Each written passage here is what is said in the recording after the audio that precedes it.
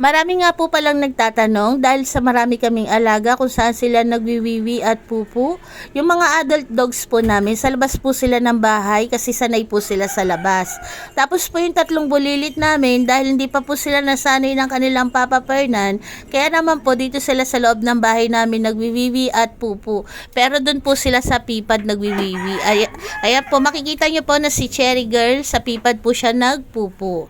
At ito pong susunod, si Goku naman din po. At dahil naglalakihan na nga po sila, ayan, makikita nyo po na medyo lumalampas ang kanilang pupu. Hindi ko na tinapos kasi lalampas na eh. At ayan na nga po, napanood nyo po kung saan nagwiwiwi at pupu si Cherry at si Goku. Ganon din po si Lips. Kaso po, dahil sa naglalakihan na sila, minsan hindi naiiwasan na lumalampas sa kanilang wiwi at pupu. Dahil maliit nga po yung kanilang pipad, yung training pad nila. Kaya ang ginawa ko po, umorder ako sa online shop ng ganito, yung washable pipad. Para laban na lang po ng laba kada nadumihan nila, para hindi na po maglampasan ng kanilang wiwi kasi nga po malapad siya. 7 pieces po yung in-order ko, pero 6 pieces lang po yung binigay sa akin ni seller. Hindi ko po alam kung nagkamali si seller na nagkulang ng isa o talagang kinulangan niya po yung bigay sa akin. Bali bayad na po siya, pero sad to say po, kulang ng isa yung binigay sa akin ni seller. At bukod po doon, merong isang na maliit ang binigay sa akin. Large po kasi yung order ko, tapos maliit yung dumating sa akin na isa. Bukod sa kulang ng isa, maliit pa po yung isa.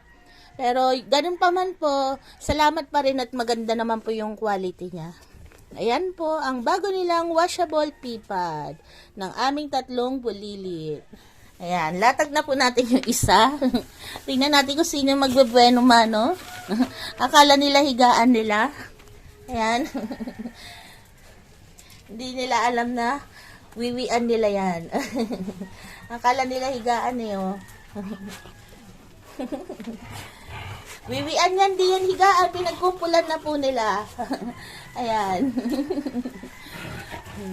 Wiwian yan eh. Akala nila tulugan time eh, oh.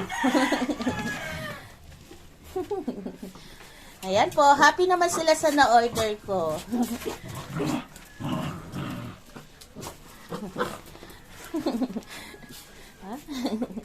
Wiwian yan eh. Cherry Girl. Wag, masisira yan, Cherry Girl.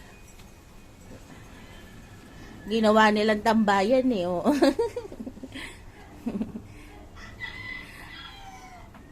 Akala nila sapin na matutulog sila. Ayan, wiwian mo na, Lips. Wiwian mo, Lips. Lips, sa basaan nung nagwiwi si Lips. Hindi pa sanay sa pipad. Sa basahan nagwiwi. Nanibago siya, akala kasi niya higaan nila eh, oh. Ayan po.